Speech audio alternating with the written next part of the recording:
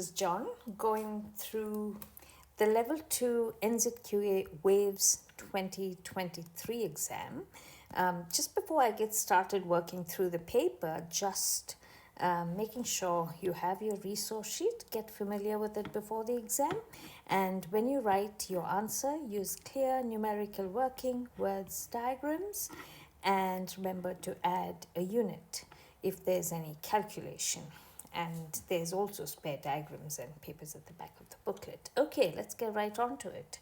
So question 1, the costume shop. Margot and Harvey head to the mall to buy props for the school show. Their first stop is the costume shop.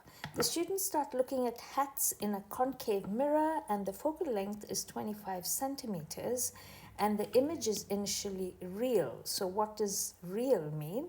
So it is formed by the actual intersection or crossing of light rays, and you can get a real image on a screen. So Marco stands 40 centimeters in front of the mirror, so that's your object distance. And the image is formed in the location shown below. So we've got to draw rays to complete the diagram. So this is the image, that's the object. So the first thing, all rays start from the object. There are 3 possible rays. I've color coded them. You don't need all 3, you only need to use 2. So the first one I've drawn is a ray of light goes from the object, hits the mirror, and then it's parallel to the principal axis. So those two are parallel lines. Remember, use a ruler, draw an arrow to show the direction of the ray, hits the mirror, and it goes through the focal point. And you extend it so it reaches here. A second ray, possible ray, could go from the object through the focal point, falls on the mirror, and gets reflected parallel to the principal axis. And where these two meet is where the image is formed. Another version you could do, so you don't have to do all the 3. Another one is any ray going through the center of curvature will go along the same path. So just a single ray is enough, but arrows in 2 directions. So they all kind of meet here. Just use any 2, whatever is easy. Now, in order to calculate the magnification, so magnification has the formula. Magnification is di by do or hi by ho. Di is image distance, do is object distance, hi is height of image, height of object. We don't know height of image and height of object, so we need to use m is di by do. But we don't know what is di, so we need to find that first. We do know the focal length is 25 centimeters, the object distance is 40 centimeters. So using this formula, 1 over do plus 1 over di is 1 over f. I substitute for do, I substitute for f. So di is 1 over df minus 1 over do, and to the power of -1, because now you got di instead of 1 over di, and you put this in your calculator and you get this answer. Okay, so that is that. The next one, Harvey now stands 10 centimeters in front of the concave mirror. So 10 centimeters, the focal length is 25. So 10 centimeters means he's between the focal length and the mirror. So the mirror is here. So you just have to draw a diagram. I just forgot to use the mirror. Here's your mirror.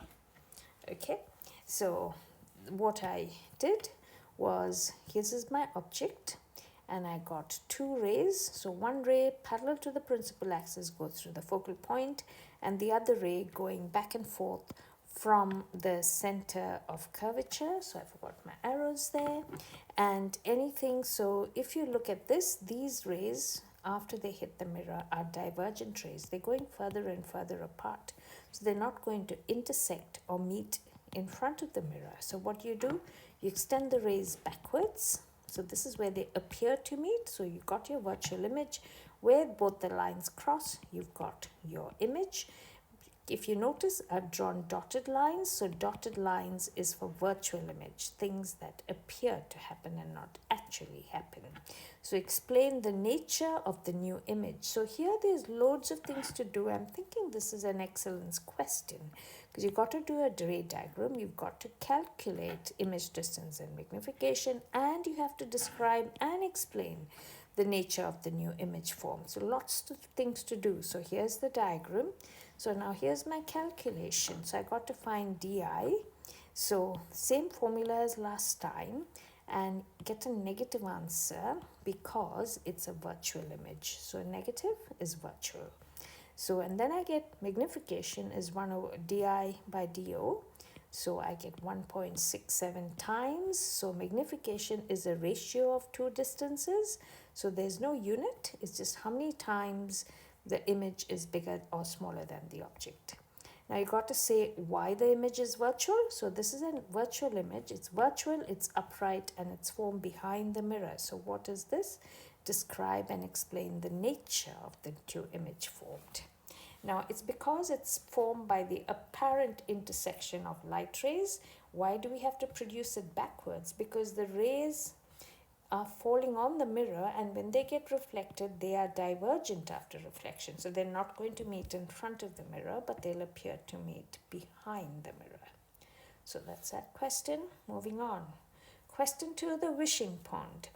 The students walk past a wishing pond for a local charity. People throw coins into the water, and these are collected at the end of the day. As the students sit on the side of the pond, they notice that coins appear closer to the surface of the water than they actually are. So name the physics phenomenon. So this is refraction, or the bending of light as it goes from one medium to the other, and this happens because the speed of light changes. So when the speed changes, it's only the wavelength that changes. The frequency always stays the same. So here is a ray of light that leaves the water, and the refractive index of water is 1.33, and that of air is 1. So refractive index is n for water, n for air. So what do we know? Calculate the angle theta. So this is the angle of incidence. Now the angle is always measured between the normal and the ray. Now here's a little tricky thing. They've given you this angle. We actually need to know what is this in order to calculate. So this is a right angle, so that's 40. This will have to be 50. 90 minus 40 is 50. Okay, so calculate the angle theta. So the formula is Snell's law, n1 sine theta 1 equals n2 sine theta 2. So here's your n1, n2, we don't know theta 1, and we know theta 2. So I just substitute, and I get the answer, which is 35 degrees. Then, moving on, the students notice a diamond in a jeweler's shop. They know total internal reflection is the main cause of the sparkle of the diamond, and they've given you data here. Refractive index of diamond, calculate the critical angle of diamond and the speed of light in air. So if you notice, I put 1 and 2. So medium 1 is where the light is coming from, medium 2 where it is traveling to in this case. So we just need to apply, and I've done the 2 here as well. Medium 1 where the light is coming from, 2 where it's going to. Okay, so a ray of light passes through the boundary between air and diamond. Calculate the speed of light in diamond. So from the formula sheet, I've got that formula. So don't worry about this wavelength, but I'm just going to use this part. N1 by N2 is V2 over V1. So I just substituted, and I got V2, which is the speed of light in diamond. Okay, what happens to the frequency? Frequency never changes, stays the same. Then use appropriate calculation to show the critical angle for diamond is 24.4. So here I just drew a little diagram. So the blue line is the interface between air and diamond. The black line is my normal. This is my incident ray. Critical angle is the angle between the angle of incidence and the normal. And the angle of refraction for critical angle is 90 degrees. So here's medium 1, medium 2. So I got n1 sine theta c is n2 sine theta sine 90. Sine 90 is 1. So effectively, it's 1 sine inverse of 1 divided by 2.42, and you get 24.4 because sine 90 is 1 and that's 1. Okay, so next one. Explain total internal reflection in terms of the conditions required and include a definition of critical angle. So this whole thing is one question. I'm thinking this would be your excellence, your E8. Okay, so total internal reflection happens when light travels from a slower or more optically dense medium with a higher refractive index to a medium that is less optically dense with a lower refractive index. The angle of incidence needs to be greater than critical angle to ensure no light is refracted into the second less optically dense medium.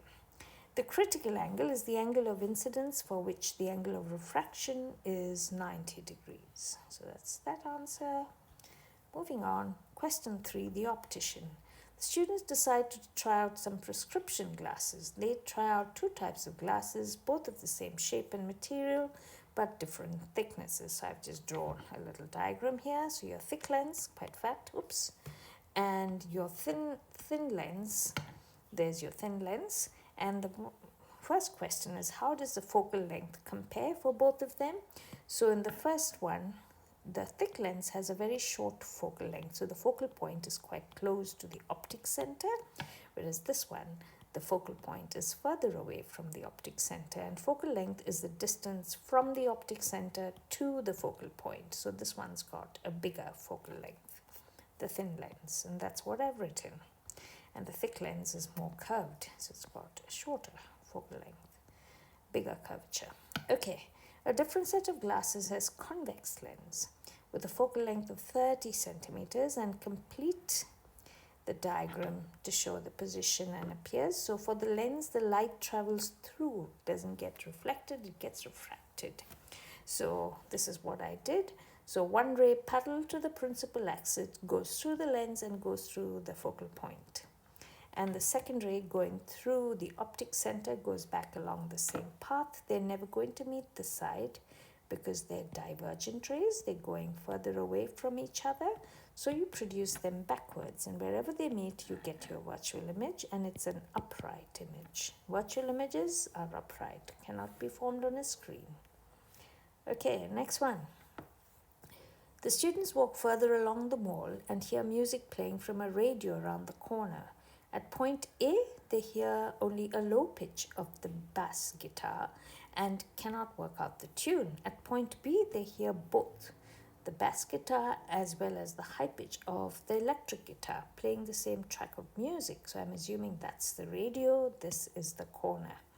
So the bass guitar, so it says, why do they hear the bass guitar and not the electric guitar at A, even though they're both the same volume? And your answer needs to do a few things. Identify the physics phenomenon, explain the effect of the corner, and you could do a diagram to support the above answer. So the diagram that I would do is probably like the longer wavelength are going to diffract along there, whereas the shorter ones, the shorter wavelength, will only go there. They're not going to bend around. So basically that's what happens. Okay, let's explain. So this has to do with what we call diffraction, which is the bending of waves around corners. Greater the wavelength, more the bending. The bass guitar plays a lower note. Hence, those sound waves have a lower frequency and a greater wavelength. The pitch of a note depends on frequency. The electric guitar plays notes of a higher pitch, hence higher frequencies and therefore shorter wavelengths. And I've just put in the formula V equals F lambda. So the V or the speed stays the same. If frequency increases, wavelength decreases. So the shorter wavelengths do not diffract around corners as easily as the longer wavelengths. And this is the shorter wavelengths where the crests are closer together. That is the longer wavelength where the crests are further apart. And then I've also drawn this other one over here on the diagram to show you that the shorter wavelengths don't actually go around the corner, and that is your electric guitar. Okay, so the radio waves are produced. Radio waves are the radio is producing sounds of longer as well as shorter wavelengths. It's a combination of notes. Okay, next one. Later, they pass the hall where a band is tuning their instruments and playing a single frequency. The hall has two open doors. So these are the doors, your gaps. The students notice the sound appears, so the students are over here. They vary in volume as they walk past the doors, assuming the tuning frequency is played at a constant volume.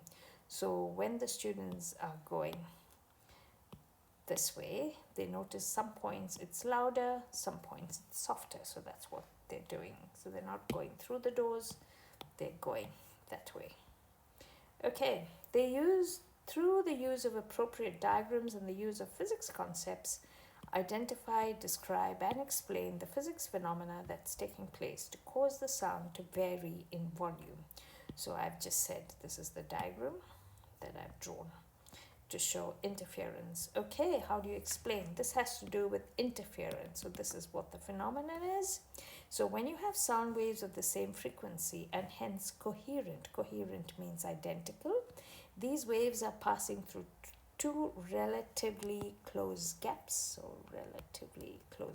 which are the doors, resulting in them interfering both constructively as well as destructively. Constructive interference results in large amplitude or loud sounds. This happens when sound waves arrive in phase through both doors, where their path difference is either zero or a whole number or a whole multiple of wavelengths. So it's 0, 1, 2, 3, whatever, 4 wavelengths. These result in antinodal lines, which are loud sounds of high energy. And here, crest interferes with crest and trough interferes with trough.